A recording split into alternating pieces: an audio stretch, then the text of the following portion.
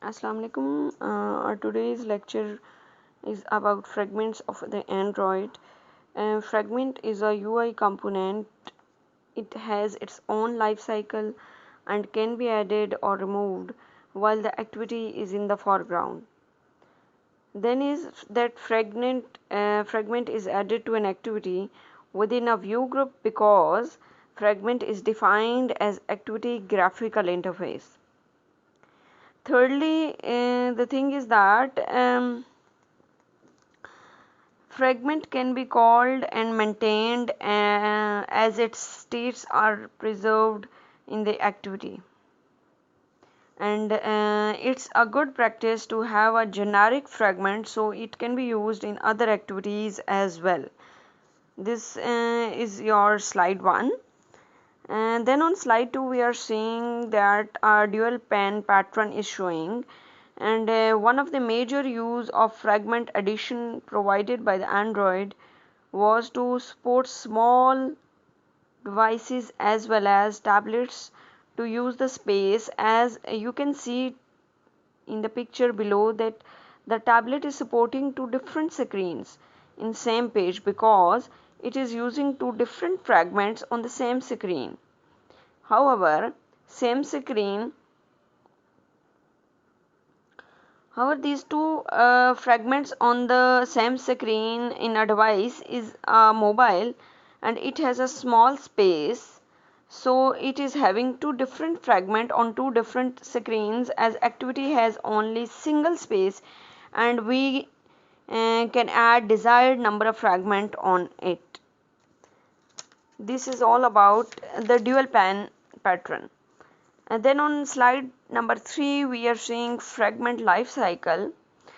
Just like activity fragment also have life cycle, it is similar to activity. It has 5 added methods on the activity.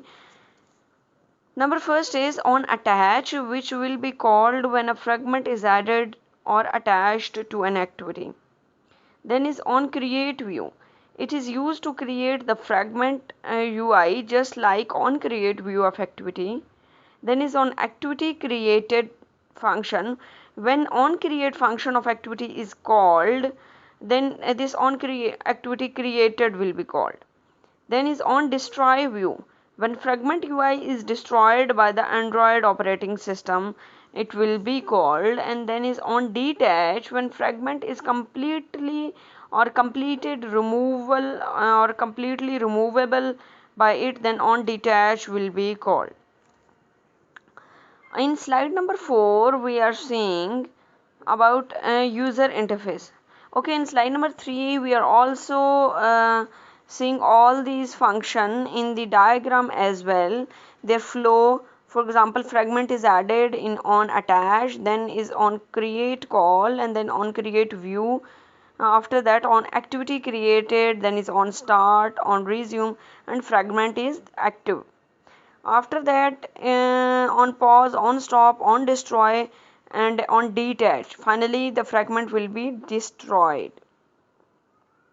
When on destroy view, then the fragment return to the layout from the back stack and move on to on create view. In slide number 4 user interface it will be described here, how you can create or add a layout in the fragment. Just like as we added on create set content view and placed layout id in it, we use on create view of the fragment to add the layout in it and return the layout. In flat means to add the layout at runtime to the activity. Then is container contains container. This container will contain all the UI component of the fragment same, and these container contain the UI component of the fragment and save the instance state and save fragment state as well. Then on slide number 5 the container or the view group that contain the fragments, Then save instant state is the bundle used to retrieve data saved before destroying as for activity life cycle. You can add in fragment on as activity by two ways. First is that use a fragment just like we use test view, edit text tags, or add a fragment at layout on runtime by using fragment transactions. In slide number 6, we see fragment activity adding. As you all can see, the slides where the fragment is added as a tag of fragment and its attributes are just like other UI components. Here, two fragments are added in the UI. Then is slide number 7. On slide number 7, um, the code snipe shows how to add a fragment at runtime using the snipe of code. Fragment manager is Android class which controls how to add a fragment using .add method, and at the end commit command to complete the addition of fragments.